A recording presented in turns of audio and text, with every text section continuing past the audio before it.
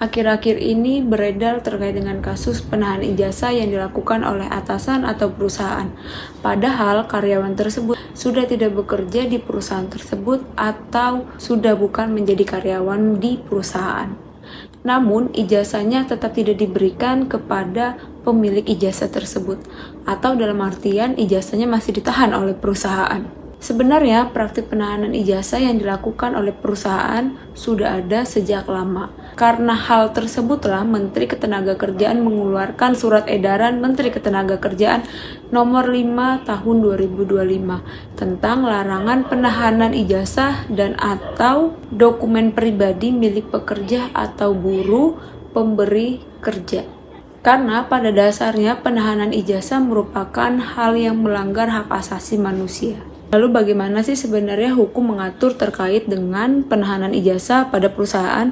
Meskipun penahanan ijazah dengan tujuan untuk menjadikan jaminan bagi perusahaan perlu dilihat lagi dari perspektif hak asasi manusia dan kemungkinan penyalahgunaan posisi. Tidak ada larangan eksplisit dalam Undang-Undang Ketenagakerjaan untuk penahanan ijazah, tetapi hal itu harus diatur dengan perjanjian kerja dan tidak boleh menghalangi hak pekerja untuk mendapatkan pekerjaan lain.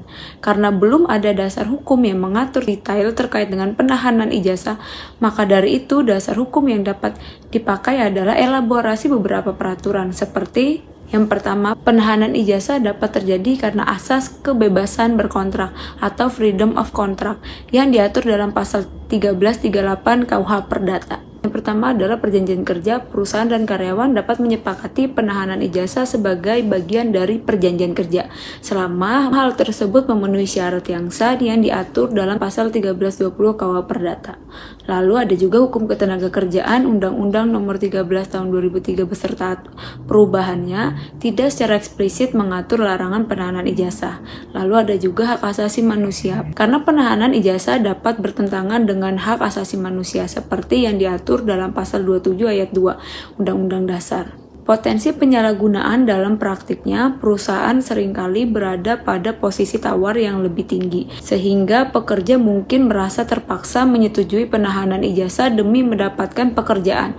Penyelesaian hukum. Lalu untuk penyelesaian hukumnya, jika ijazah hilang atau rusak karena kesalahan perusahaan, pekerja dapat mengajukan gugatan perdata berdasarkan pasal 1365 KUH Perdata. Lalu terkait dengan sanksi pidana dalam kasus penahanan ijazah, jika terbukti ada tindakan penggelapan yang dilakukan perusahaan dapat dijerat dengan pasal 372 KUHP.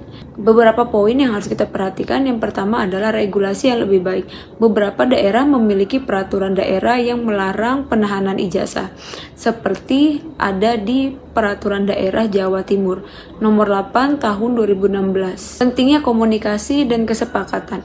Penahanan ijazah sebaiknya dikomunikasikan di awal dan dicantumkan dalam perjanjian kerja atau PKWTT atau juga PKWT, bukan dengan PKB.